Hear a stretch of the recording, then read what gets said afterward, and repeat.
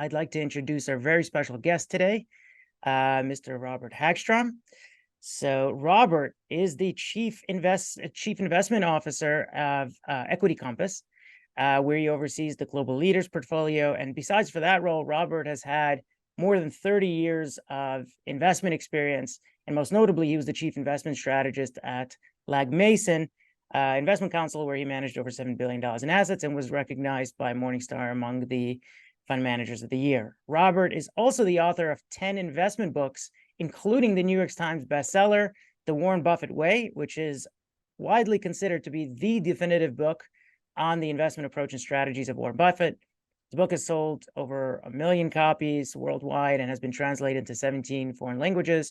And then in addition, Robert wrote Investing: The Last Liberal Art, which is a multidisciplinary examination of investing and decision-making. And I have to say, this is one of my personal favorites.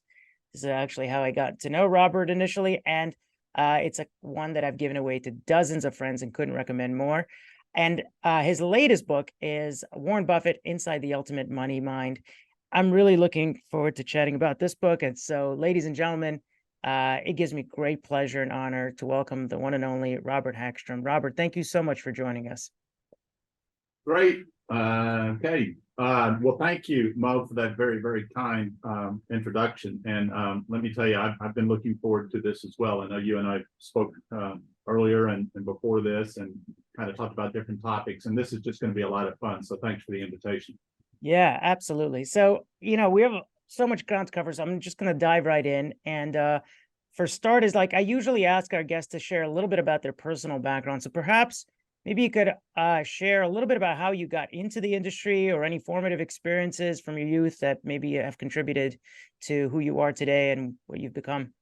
Yeah, well, I wish I could tell you it was all pre-planned. It was somewhat roundabout, but I was born and raised in Nashville, and maybe my accent will come out during that period of time. But I did have the opportunity to go north for education, went to Villanova University, and it was a great setting. And I really didn't know what I wanted to do as a freshman. So, kind of liberal arts kind of gave you an opportunity to kind of take classes in sociology and history and political science and psychology and up and down the line to try to give you some idea. And political science just resonated with me because it did almost encompass everything that I just said. You had to think about history, you talked about sociology, not only politics and economics. So it was a great undergraduate degree, and I did my undergraduate and graduate degrees in political science at Villanova University.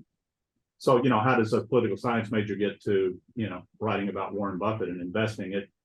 I had not intended to do that. I had written for the university newspaper, the Villanova, and I had written articles for them, and I enjoyed writing. And I also wrote for the local newspapers, interviewing politicians, senators and representatives that were up for election. And after I graduated, my desire was to go to Washington, D.C. and kind of be the next Woodward Bernstein, kind of go down there and try to figure that stuff out. And when I got there, it didn't take me long to figure out I didn't want to be in Washington, D.C. because they can't figure out what's going on. It was just kind of a mess. And so I came back to Villanova, Pennsylvania, and asked my former boss there at the newspaper, can I have a job? And he said, I can't pay you, but if you go sell advertising, if you go out and sell quarter-page ads in the newspaper, maybe we'll give you, we can give you a little money and give you a byline in the paper. And so I walked up and down what's called the main line, Route 30, outside of Philadelphia, knocked on doors and asking people if they wanted to buy a quarter-page ad in the newspaper, and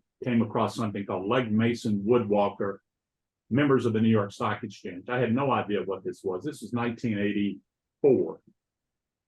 And I had no idea I thought it was a law firm or an accounting firm or something like that, and walked in and said, may I speak to the manager? And he took me back and, introduced myself. And I said, hey, would you like to buy a quarter-page ad in the newspaper? And he said, no, would you like to be a stockbroker? And I said, well, I hadn't thought about that, but, that could be an interesting career. So, you had to pass the state license, and you had to pass the federal license. Then we went to Baltimore and spent 3 weeks in training. And that's how it all began. So it really was a roundabout, but it was at that training program where I almost resigned because I didn't think I was in the right spot and wasn't in the right career, that I read my first Berkshire Hathaway in a report, and I changed my life. That just made everything right.